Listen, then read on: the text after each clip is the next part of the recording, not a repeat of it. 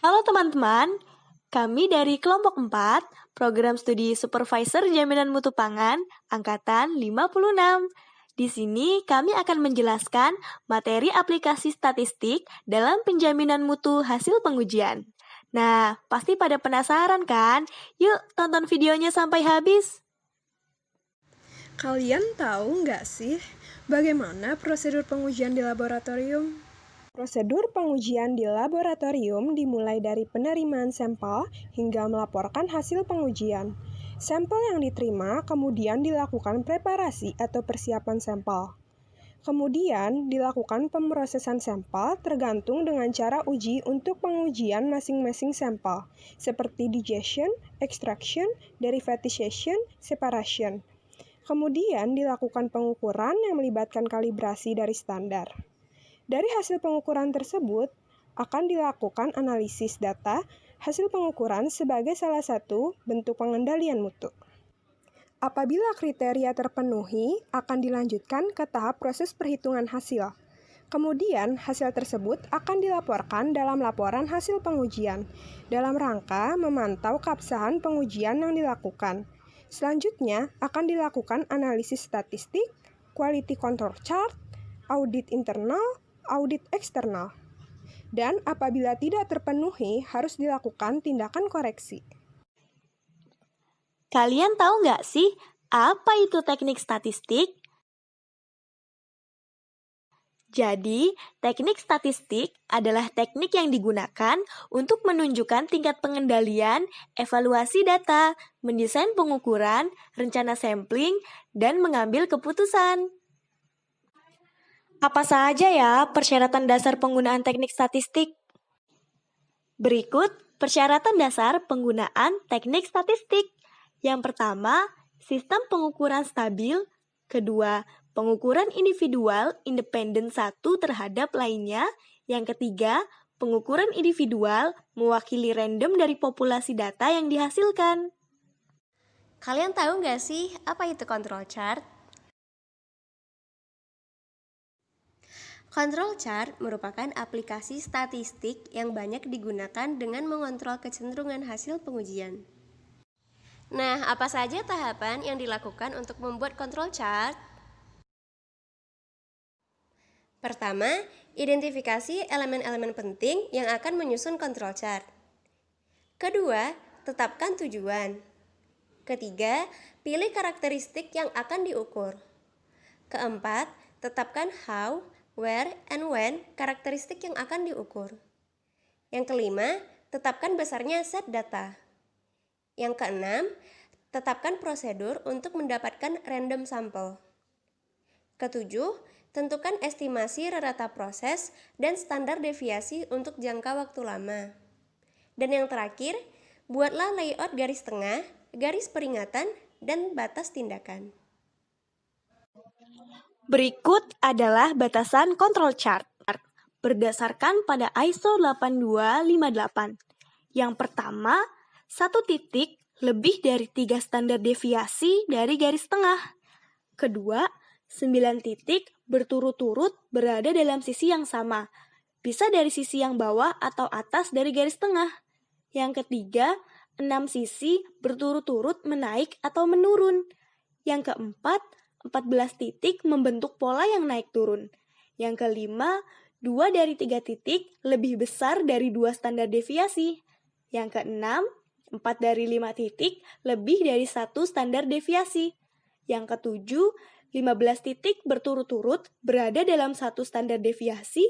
Dan yang kedelapan, 8 titik berturut-turut berada lebih dari 1 standar deviasi. Berikut contoh-contoh bentuk bagan dari kriteria 1 hingga 8. Ini bagan kendali akurasi CRM. Jadi, akurasi adalah kedekatan hasil analisis dengan nilai sebenarnya. Bagan kendali akurasi menggunakan rata-rata, nilai standar, dan persen recovery. Berikut adalah contoh hasil pengujian kadar kalsium pada CRM ERM BD 150, skim milk powder. Pada pengujian ini dibutuhkan elemen-elemen seperti central line atau nilai sertifikat, target standar deviasi, UCL, UEL, LWL, dan LCL. Pada contoh sudah diketahui central line dan target standar deviasi. Lalu, bagaimana cara mencari standar deviasi? Jadi, cara mencari standar deviasi yaitu dengan cara target standar dikali dengan nilai sertifikat, sehingga didapatkan standar deviasi yaitu 1,65. Untuk UCL, UEL, LWL, dan LCL dihitung dengan data central line, standar deviasi, dan batasan control chart, sehingga didapatkan UCL 21,5, UEL 19,8, LWL 13,2, LCL 11,6. Nah, berikut ini adalah bagan kendali akurasi CRM. Bagan kendali akurasi persen recovery. Dilakukan pengujian konsentrasi timbal yang terdapat di dalam sampel air, dan berikut data yang didapatkan. C1 adalah konsentrasi analit dalam sampel air sesudah di spike standar. C2 adalah konsentrasi analit dalam sampel air sebelum di spike standar. C3 adalah konsentrasi standar yang di spike ke dalam sampel air. Lalu bagaimana cara mendapatkan hasil persen recovery? Dengan mencari selisih konsentrasi analit dalam sampel sesudah di spike dengan konsentrasi analit dalam sampel sebelum di spike, atau simpelnya dengan mengurangi C1 dengan C2. Kemudian hasil selisih C1 dengan C2 dibagi dengan C3. Setelah itu dikali dengan 100%, maka akan didapatkan hasil persen recovery. Selanjutnya adalah membuat bagan kendali akurasi persen recovery. Dibutuhkan elemen-elemen seperti central line, standar deviasi, UCL, UWL, LWL, dan LCL. Central line didapatkan dengan cara menghitung rata-rata dari seluruh data persen recovery, yaitu sebanyak 95,7976. Selanjutnya, standar deviasi didapatkan dengan mengolah semua data persen recovery dan didapatkan standar deviasi 1,1401. UCL dihitung dengan menggunakan data central line dan standar deviasi. Didapatkan yaitu 99,2170. Dan begitu juga dengan menghitung UWL, LWL, dan LCL. Kemudian dibuat bagan kendali berdasarkan semua elemen yang telah dihitung. Untuk interpretasi, bagan kendali dibuat berdasarkan dari 8 kriteria control chart dan dapat disimpulkan data yang didapatkan dari pengujian timbal di dalam sampel air memiliki akurasi yang baik. Berikut mengenai bagan kendali presisi.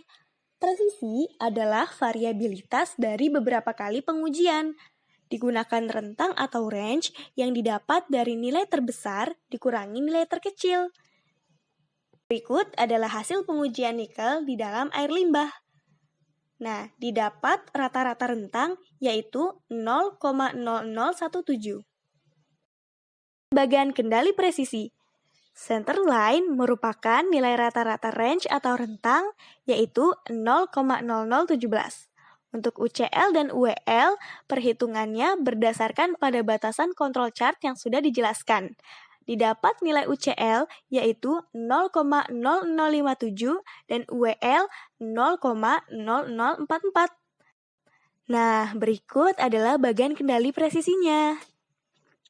Nah, berdasarkan bagan ini didapatkan interpretasi yaitu berdasarkan hasil pengujian nikel di dalam air limbah ditemukan bahwa tidak ada yang termasuk ke dalam 8 kriteria.